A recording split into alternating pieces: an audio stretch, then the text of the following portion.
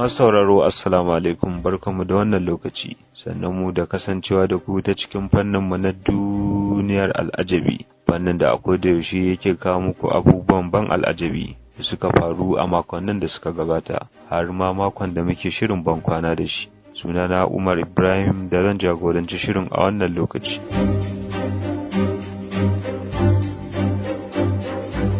Idan wannan ne zuwanka na farko shafin jaridar Inda Ranka, za mu so kai mana subscribing sannan ka danna ƙararrawa domin samun sabbin shirye-shiryen da muke ɗorawa.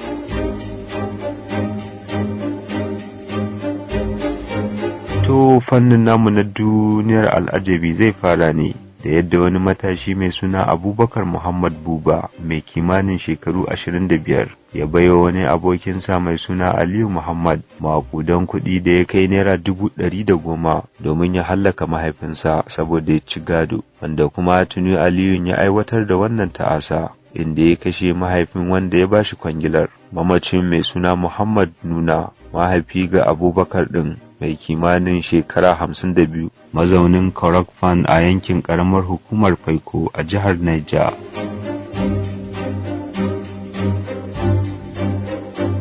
To daga jihar Kanan Dabo kuma rundunar 'yan sandan Kanan ce ta tabbatar da tsare wata amarya kan zargin hallaka angonta mai suna Umar Sani ta hanyar zuba masa guba makonni 2 da ɗaurin aurensu. An dai zargi amaryar ne da tura angon nata barzahu ta hanyar sanya masa maganin bera a cikin abincinsa. Tuni dai kakakin rundunar 'yan sandan jihar Kano SP Abdullahi Haruna Kiyawa ya ce an garzaya da angon Umar Sani zuwa asibitin koyarwa na Malam Aminu Kano, inda anan ne ya ce gagarin kunan.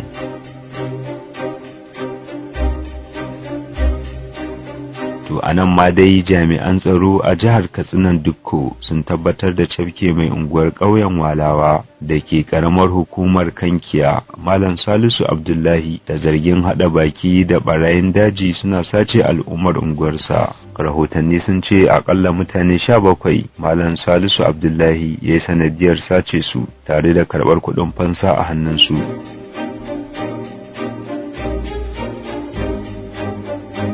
Duka dai a cikin shirin duniyar al'ajabi. Haka zalika za ku ji cewa rundunar 'yan sandan jihar Plateau ta damƙe Fasto Dayo Bernard na kocin End Time Army Ministry bisa zarginsa da laifin safarar yara a Plateau. Fasto, wanda ya amsa laifin yin garkuwa da yara 13 daga jihar, ya ce yana siyar da yaran da ya sace ne kan naira 350 zuwa 750. Haka kuma hukumar ta ce ta ceto yara 5 da aka yi garkuwa da su a yankin Kwande na Kwamfan.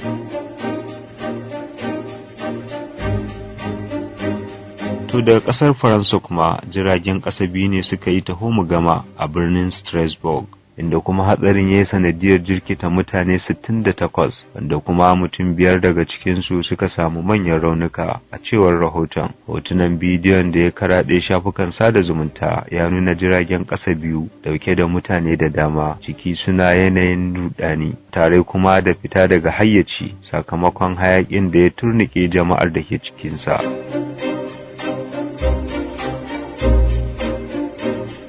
To masu sauraro, wasu daga cikin ababen al'ajabi da suka faru a makon da muka yi ban kwana da shi, har ma da wannan makon da muke ciki. Kuma domin kasancewa da mu za ku iya shigowa YouTube channel ɗinmu mai suna Inda Ranka TV domin samun wasu ƙayatattun shirye-shiryen, ko kuma a shafukanmu na sada zumunta irin su Facebook Inda Ranka Duniyar Al'ajabi, har ma da shafinmu na TikTok Inda Ranka. Sunana Umar Ibrahim Motoro nake cewa ku ci gaba da kasancewa da jaridar Inda Ranka a ko'ina kuke a faɗin duniya.